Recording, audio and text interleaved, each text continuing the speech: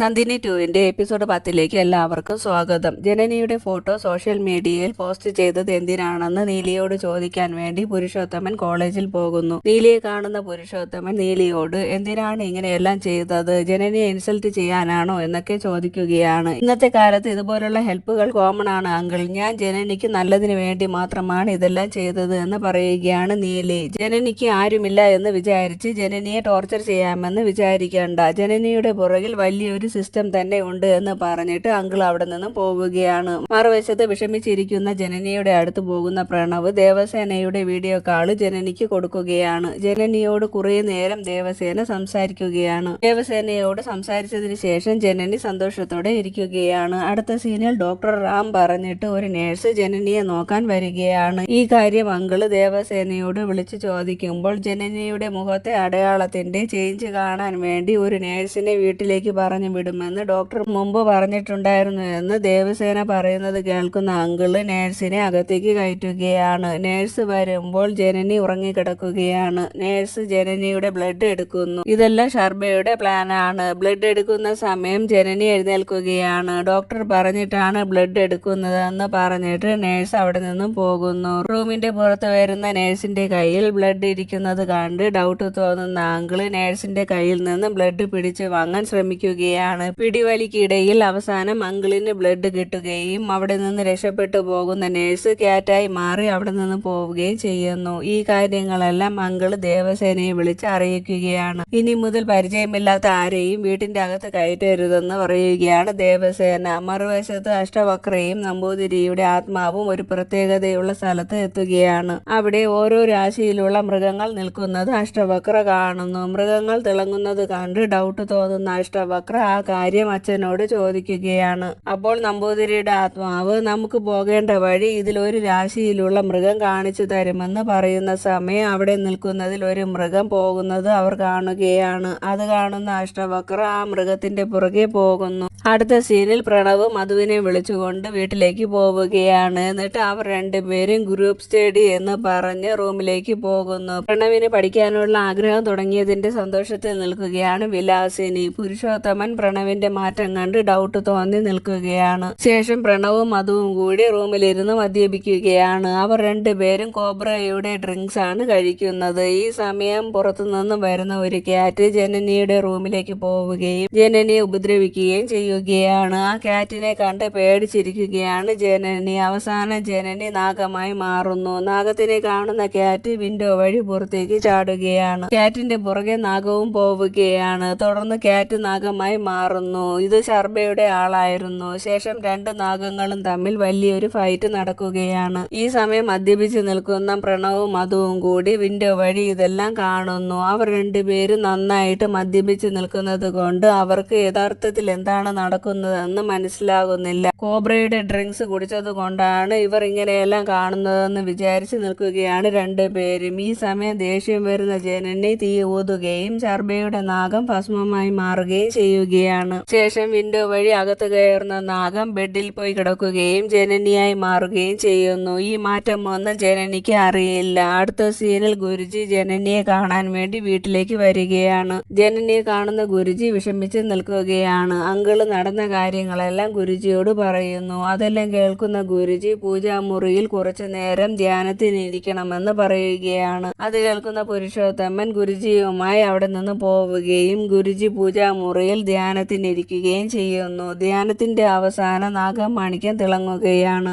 അത് കാണുന്ന ഗുരുജി പുരുഷോത്തമന്റെ അടുത്ത് പോയിട്ട് പുരുഷോത്തമനോട് ജനനിക്ക് വേണ്ടി വലിയൊരു പൂജ ഇന്ന് നടത്തണമെന്നും അതുകൊണ്ട് ആ സമയം ഇവിടെ വേറെ ആരും ഉണ്ടാകാൻ പാടില്ല എന്നും പറയുകയാണ്. അത് കേൾക്കുന്ന വിലാസിനി നീലിയുടെ ഡാഡിയുടെ മൂവിയുടെ പ്രീമിയർ ഇന്ന് നടക്കുകയാണ്. അവരെല്ലാവരും അത് കാണാൻ പോകുന്നു എന്ന് പറഞ്ഞ് അവരെല്ലാവരും അവിടെ നിന്നും പോകുന്നു. ശേഷം പൂജ നടക്കുകയാണ്. ജനനിയെ കൊണ്ടാണ് ഗുരുജി പൂജ ചെയ്യിക്കുന്നത്. പൂജയുടെ അവസാന നാഗമാണിക്യത്തിൽ ശക്തി വരുന്നു. അത് കാണുന്ന ഗുരുജി ജനനിയോട് കണ്ണടച്ച് പ്രാർത്ഥിച്ചിരിക്കാൻ പറയുകയാണ്. ശേഷം ഗുരുജി നാഗമാണിക്യം എടുത്ത് ജനനിയുടെ മുഖത്ത് അതിന്റെ പ്രകാശം കാണിക്കുകയാണ്. എന്നിട്ട് ഗുരുജി ജനനിയോട് ഇനി ആരും ജനനിയുടെ മുഖം കാണാൻ പാടില്ല, പോയി കിടന്ന് ഉറങ്ങാൻ പറയുകയാണ്. അത് കേൾക്കുന്ന ജനനി അവിടെ നിന്ന് പോകുന്നു. അടുത്ത സീനിൽ രാവിലെ എഴുന്നേൽക്കുന്ന ജനനിയുടെ മുഖം ശരിയാവുകയാണ്. അത് കണ്ട് സന്തോഷം തോന്നുന്ന ജനനി എല്ലാവരുടെ അടുത്ത് പോയി ഈ കാര്യം പറയുകയാണ്. ഒരു രാത്രി കൊണ്ട് മുഖത്തെ അടയാളമെല്ലാം മാറിയത് കണ്ട് അത്ഭുതത്തോടെ നിൽക്കുകയാണ് എല്ലാവരും. ശേഷം ജനനി ഗുരുജിയുടെ പൂജ കാരണമാണ് ജനനിയുടെ മുഖം ശരിയായതെന്ന് പറഞ്ഞ് ജനനി ഗുരുജിയോട് താങ്ക്സ് പറയുകയാണ്. അത് കേൾക്കുന്ന ഗുരുജി ഞാനൊന്നും ചെയ്തിട്ടില്ല, എല്ലാം ചെയ്യുന്നത് ഭഗവാനാണെന്ന് പറയുകയാണ്. ശേഷം കോളേജിൽ വരുന്ന ജനനിയെ കാണുന്ന നീലിയും ഫ്രണ്ട്സും അതിശയത്തോടെ നിൽക്കുകയാണ്. നീലിയുടെ അടുത്ത് വരുന്ന ജനനിയെ കാണുന്ന നീലി മുഖത്ത് ഒരു അടയാളം പോലും ഇല്ലല്ലോ, ഇതെങ്ങനെ സംഭവിച്ചു എന്ന് ചോദിക്കുകയാണ്. എല്ലാത്തിനും കാരണം നീലിയാണ്. നീലി സോഷ്യൽ മീഡിയയിൽ ഇട്ട പോസ്റ്റ് കണ്ട് ആയിരക്കണക്കിന് ആളുകൾ എനിക്ക് വേണ്ടി പ്രാർത്ഥിച്ചു, അങ്ങനെയാണ് എൻ്റെ മുഖം ശരിയായതെന്ന് പറഞ്ഞിട്ട് നീലിയോട് താങ്ക്സ് പറഞ്ഞിട്ട് അവിടെ നിന്ന് ജനനി പോകുന്നു. പ്രണവിന് ആദ്യം നീലിയോട് ദേഷ്യമാണ് തോന്നിയിരുന്നത്. ഇപ്പോൾ എനിക്ക് മനസ്സിലായി, നീലി ചെയ്തതാണ് ശരി, താങ്ക്സ് നീലി എന്ന് പറഞ്ഞിട്ട് പ്രണവും അവിടെ നിന്നും പോകുന്നു. ഇത്ര പെട്ടെന്ന് എങ്ങനെയാണ് ഒരു അടയാളം പോലും ഇല്ലാതെ ജനനിയുടെ മുഖം ശരിയായതെന്നും പറഞ്ഞ് ആലോചിച്ച് നിൽക്കുകയാണ് നീലി. ഈ സമയം ശർബയും ജനനിയെ കാണുകയാണ്. ജനനിയുടെ മുഖം കാണുന്ന ശർബയും ഞെട്ടി നിൽക്കുകയാണ്. ജനനിയുടെ അടുത്ത് പോകുന്ന ശർബ ജനനിയോട് മുഖത്തെ പെട്ടെന്നുള്ള മാറ്റത്തിന് കാരണം എന്താണെന്ന് ചോദിക്കുമ്പോൾ എല്ലാം ഭഗവാനാണ് ചെയ്തതെന്നും ഇങ്ങനെ ഒരു അവസ്ഥ എനിക്ക് വന്നതിന് ശേഷം എനിക്ക് നല്ല ധൈര്യം കിട്ടിയിട്ടുണ്ടെന്നും പറയുകയാണ്. ആ സമയം അവിടേക്ക് പ്രണവ് വരികയാണ്. പ്രണവ് സ്പോർട്സിന് ജനനിയോട് പേര് കൊടുക്കാൻ പറയുകയാണ്. ജനനിക്ക് താല്പര്യമില്ല എന്ന് പറഞ്ഞു നിൽക്കുമ്പോൾ അവിടെ നീലി വരുന്നു. ഈ കാര്യം അറിയുന്ന നീലി വർഷങ്ങളായി നീലിയാണ് സ്പോർട്സിൽ ഫസ്റ്റ് എന്നും എന്നെ തോൽപ്പിക്കാൻ ആർക്കും കഴിയില്ല എന്നും പറയുകയാണ്. അത് കേൾക്കുന്ന ശർബ നീലിയോട് ജനനിയും സ്പോർട്സിന് ചേരുന്നുണ്ടെന്ന് പറയുന്നു. ശർബ എന്തിനാണ് ഇങ്ങനെ പറഞ്ഞതെന്ന് മനസ്സിൽ പറഞ്ഞ് ആലോചിച്ച് നിൽക്കുകയാണ് ജനനി. ഗ്രാമത്തിൽ നിന്ന് വന്ന ജനനിയെ തോൽപ്പിക്കാൻ എനിക്ക് ഈസി ആണെന്ന് അഹങ്കാരത്തോടു കൂടി നീലി പറയുന്നത് കേൾക്കുന്ന ജനനി നീലിയോട് ഗ്രാമത്തിലെ പെൺകുട്ടിക്കും സ്പോർട്സിൽ ജയിക്കാൻ കഴിയുമെന്ന് ഞാൻ എന്നിലൂടെ തെളിയിക്കുമെന്ന് പറഞ്ഞു നിൽക്കുകയാണ് ജനനി. അത് കേട്ട് ദേഷ്യത്തോടെ നിൽക്കുകയാണ് നീലി. രണ്ടുപേരുടെ മനസ്സിലും മത്സര ബുദ്ധി ഉണ്ടാക്കിയെടുത്ത് സന്തോഷത്തിൽ നിൽക്കുകയാണ് ശർബ. ശേഷം സ്പോർട്സിൽ പേര് കൊടുക്കുന്ന സ്ഥലത്ത് വരുന്ന നീലി സ്പോർട്സിൽ ഏതിലൊക്കെയാണ് പാർട്ടിസിപ്പേറ്റ് ചെയ്യുന്നതെന്ന് ലിസ്റ്റ് കൊടുക്കുമ്പോൾ ആ സമയം അവിടെ വരുന്ന ജനനിയും നീലി ഏതിനൊക്കെയാണോ പേര് കൊടുത്തത് അതിനെല്ലാം ജനനിയും പേര് കൊടുക്കുകയാണ്. അത് കണ്ട് ദേഷ്യത്തോടെ നിൽക്കുകയാണ് നീലി. അടുത്ത സീനിൽ ജനനിയെ പരിശോധിച്ചിരുന്ന ഡോക്ടറായ റാം വഴിയിൽ വെച്ച് ജനനിയെ കാണുകയാണ്. ജനനിയുടെ മുഖത്തെ മാറ്റം കണ്ട് അത്ഭുതം തോന്നുന്ന റാം ജനനിയുടെ അടുത്തേക്ക് പോകാൻ തുടങ്ങുമ്പോൾ ആ സമയം ഒരു എമർജൻസി കാള് വരുന്നത് കൊണ്ട് ഡോക്ടർ അവിടെ നിന്നും പോകുന്നു. അടുത്ത സീനിൽ സ്പോർട്സിന് വേണ്ടി പ്രാക്ടീസ് ചെയ്യാൻ പോകുന്ന ജനനിയെ കാണാൻ വേണ്ടി ആരും കാണാതെ വിരാട്ട് കോളേജിലേക്ക് വരികയാണ്. വിരാട്ട് ജനനിയോട് ജനനിയെ കാണാതെ ഇരിക്കാൻ കഴിയില്ല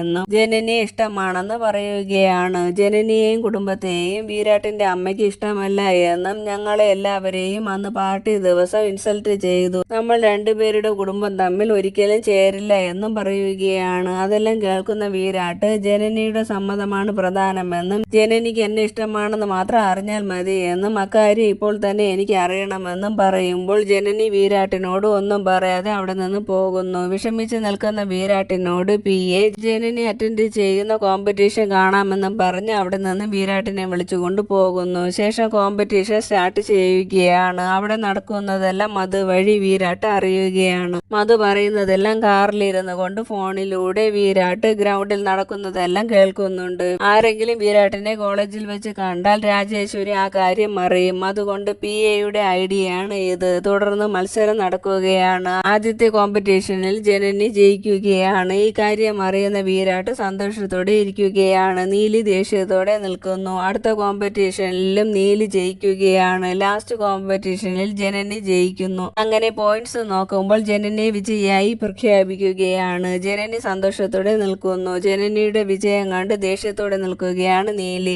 അടുത്ത സീനിൽ ദേവസേനയുടെ ഫ്രണ്ടായ ശാലിനി പാരാനോർമൽ ആക്ടിവിറ്റിയിൽ റിസർച്ച് ചെയ്യുന്നത് കൊണ്ട് ദേവസേന ഫ്രണ്ടിനോട് കുറച്ച് കാര്യങ്ങൾ ചോദിച്ചറിയാൻ പോവുകയാണ്. എല്ലാം ഒരു വിശ്വാസമാണ്. നമുക്കൊരു കാര്യത്തിൽ വിശ്വാസമുണ്ടെങ്കിൽ മാത്രമേ അത് സത്യമാവുകയുള്ളൂ. നിനക്ക് പാരാനോർമൽ ആക്ടിവിറ്റിയെ കുറിച്ച് കൂടുതൽ കാര്യം അറിയണമെങ്കിൽ ഇതിനെക്കുറിച്ച് കൂടുതൽ അറിയാവുന്ന ഒരു പ്രൊഫസറെ എനിക്ക് അറിയാമെന്ന് പറഞ്ഞ് ഫ്രണ്ട് ആ പ്രൊഫസറെ ഫോണിൽ വിളിച്ച് ഒരു അപ്പോയിന്റ്മെന്റ് എടുക്കുകയാണ്. ശേഷം ശർബ ജനനിയുടെ വീട്ടിലേക്ക് വരികയാണ്. ശർബ ശക്തി പ്രയോഗിച്ച് ശരീരത്തിൽ മുറിവുണ്ടാക്കുകയാണ്. എന്നിട്ട് അലറി വിളിച്ച് കരഞ്ഞുകൊണ്ട് അകത്തേക്ക് കയറി പോവുകയാണ്. ശർബയുടെ അവസ്ഥ കാണുന്ന എല്ലാവരും വിഷമിച്ച് നിൽക്കുകയാണ്. ശർബയുടെ ശരീരത്തിലെ മുറിവുകൾ മരുന്ന് വെച്ച് കൊടുക്കുകയും കുടിക്കാൻ വെള്ളം കൊടുക്കുകയും ചെയ്യുന്നു. എന്താണ് സംഭവിച്ചതെന്ന് വിലാസിനി ശർബയോട് ചോദിക്കുമ്പോൾ ശർബ താമസിച്ചിരുന്ന വീട്ടിലെ ടാങ്കിൽ നാഗം കിടക്കുന്നത് കൊണ്ട് ശർബ ടാങ്കിലെ വെള്ളമെല്ലാം പുറത്ത് കളഞ്ഞ് നാഗത്തിനെ രക്ഷപ്പെടുത്തി. ഈ കാര്യം അറിഞ്ഞ ഓണർ ശർബയോട് ഈ നാട്ടിൽ വെള്ളം കിട്ടാനേ ഒത്തിരി ബുദ്ധിമുട്ടാണ്, ഇതിനിടയിൽ ഉണ്ടായിരുന്ന വെള്ളം അത്രയും കളഞ്ഞു എന്ന് പറഞ്ഞ് അയാൾ ആളെ വിളിച്ചു കൂട്ടി ശർബയെ ഉപദ്രവിച്ചു